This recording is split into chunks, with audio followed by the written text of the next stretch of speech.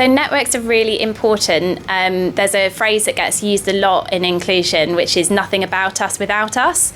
And I think that's really the reason for setting up these inclusion networks, is to make sure that the people who are part of the business, who we want to make sure feel included and can bring them whole selves to work, actually we're talking to them and we're co-producing with them anything that we're doing internally. So if we're trying to be more inclusive as a business, we have to have those networks set up to be getting that input and working together.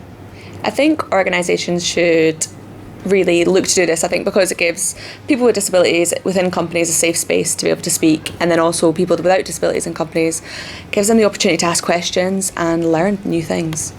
I think really we should be looking to include the whole of society in whatever aspects people want to be involved in, and people can bring different lived experiences, different perspectives, and we shouldn't be excluding people just because they may have a disability or something that's slightly different about them that isn't fully understood.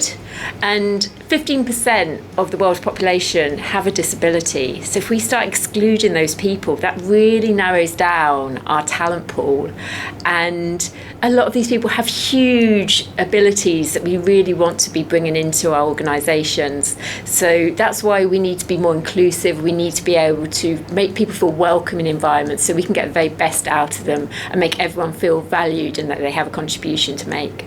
I think ability inclusion networks are important because, it gives a platform for people with disabilities to sort of feel comfortable and, sort of maximise the talents out there. People with disabilities do have a lot of talents, and, organisations like Hogan and Lovells can now tap into that and, maybe take things outside of a box where people normally box off things and say, this is what's possible and this is what's not possible, and, you can tap into some things there and find some things you never thought was possible.